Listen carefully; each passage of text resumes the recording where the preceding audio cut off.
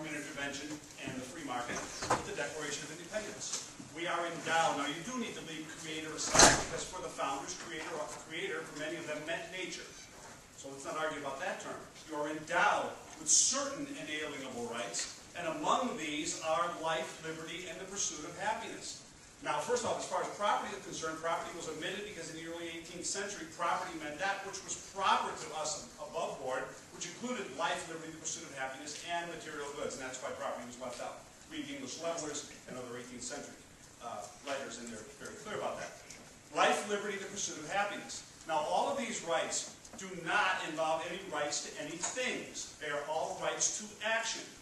The right to life is the right to live your life as you wish. The major constraint on that being that you do not constrain the rights of others. The right to liberty is the right to take the actions, to exercise your liberty in the way that you choose, as long as you do not act against the liberty of others, with no guarantee of results. Notice the pursuit of happiness. It doesn't say you have a right to be happy or the right to any things. It says you have the right to pursue your happiness. Now, these rights set a social context for the free market. Notice that the Declaration continues that to secure these rights, governments are instituted among men. The idea of no government is out has no part of my argument, no part, I think, of any good argument. Anarchy is out. It leads immediately to civil war and to tyranny right after that. There was no free market in Lebanon in the 1970s. Government sets a context for the free market. And how does it do that? It does that by holding a monopoly on the retaliatory use of force, which is directed first and foremost against criminals. And rather than going to borderline cases or judgmental cases such as speeding, I'm going to the heart of the real issue. If you come home and your house is burgled, you call the police. You don't get a torch and a shotgun and a gang and go hunt the guy down and you think that it, string him up. You call the police. So the government comes out and investigates this crime, properly speaking, finds the person who did it. There's a fair trial, presumption of innocence. If the person is found innocent, he's released, and you do not have the right to go after him any longer. So the government is absolutely necessary to set a context for the free market. Now, to secure these rights, governments are instituted among men. Imagine for a second that you woke up one morning and you found that you needed some money, or that your lawn chairs were all ripped and torn, you needed a new car, you needed a new house. And you called the police, and you told the police about this, and the police said, no problem, your neighbor's got this stuff, we'll go get it. And they go over next door, and they take the neighbor's stuff, and they bring it over to you. That's the essence of the government intervention in the marketplace, which I deny is moral. When you call the police, that's not government intervention in the marketplace, that's a government establishing the proper context for a free market. Government intervention happens when the government initiates force. Now, my opponent here thinks that this is all ambiguous. I submit that if you're put in jail or executed, there's nothing ambiguous about that. Now, why is this moral?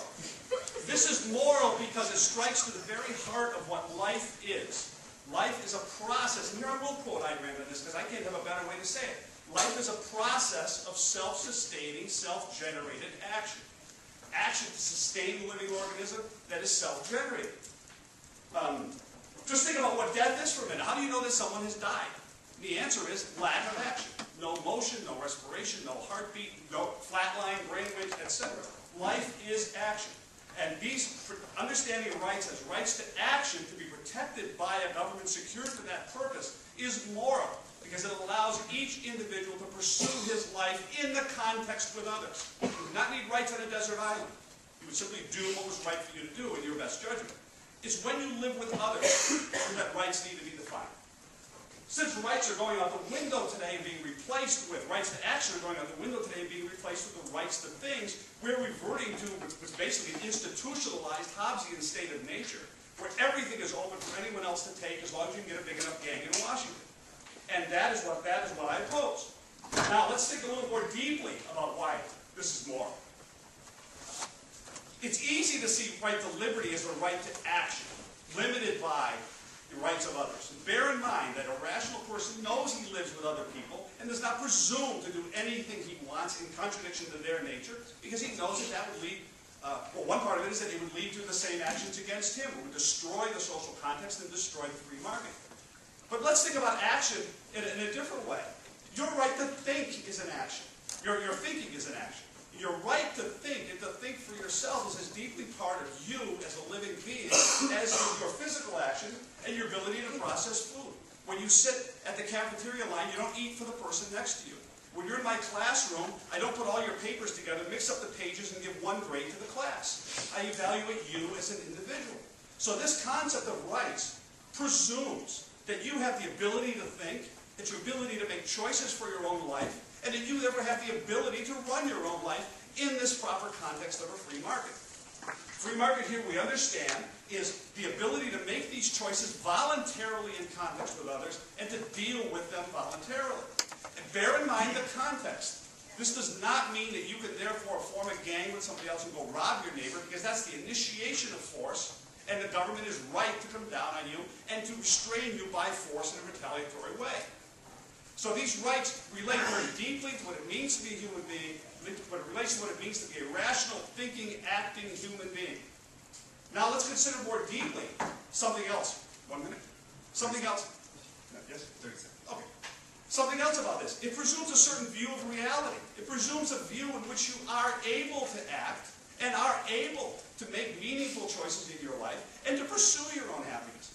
If we live in a malevolent universe where we're all trapped and determined and nothing we do really matters, rights would go out the window. These rights presume that you are in a context where you can make meaningful actions for yourself. So I answer the question, morality of government intervention in the marketplace is saying it is moral because it upholds the moral, autonomous status of the individual. And I ask you to stand, all of you, in the mirror when you get home tonight and look at the individual there. That's what I'm talking about.